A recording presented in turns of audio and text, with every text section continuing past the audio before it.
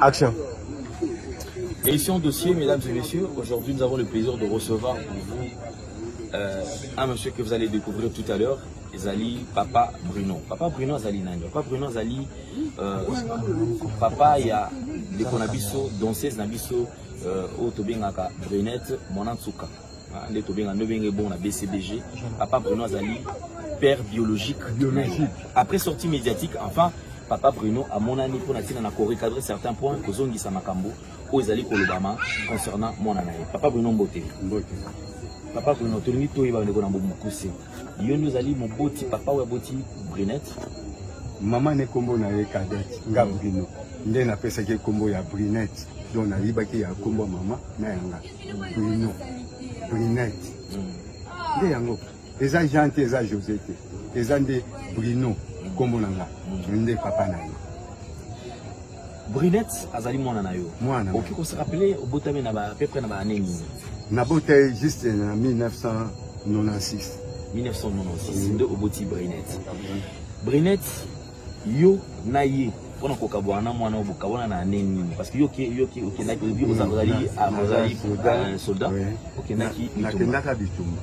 L'air na ki bitumba na ye na ekuta na tika mwana muke na ekuta ye na koko aboti de yo zongi aneni no kendaki bitumba aneni ni na ye zongawa na kendaki bitumba na ba 1999. OK. Non, on a fait pratiquement on a presque 3 ans. Na ba 3 ans. OK. Ndena ki. Koya na ye na ekokuta l'air na bandi koluka na kutani na noko ya ye Brunette. Noko na ye.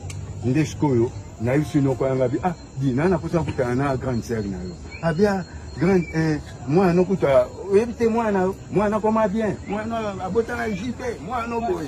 Nga papa na posa kutana ande kona mwasi. Nga memanga tipa ndeko na ba umu. OK wana na kutana na yepe grande sœur na yo. D'accord papa Bruno na nina kata yo wana na mukuse. Les amis, c'est à suivre sur Nouvelle Tendance Télévision. Tokutani, bola nango intégralité nango nyo surtout. Papa Bruno Azali, papa biologique, il y a Brunette. Aujourd'hui, c'est vrai, Azana Makambe Belé, à quoi il s'agit surtout à la Belé sur Nouvelle Tendance Télévision, tout la intégralité, ni ni à lobby. Réaction n'est par rapport à la sortie médiatique, il y a Brunette. Réaction n'est par rapport à la Bandeko, Azali, Kotini, Kato, Azali, tout autour, il y a Brunette. Et aussi, idée Azali na yango pour natina na ko avenir ya mwana na ye. À suivre. Merci beaucoup. Merci papa. Merci. OK.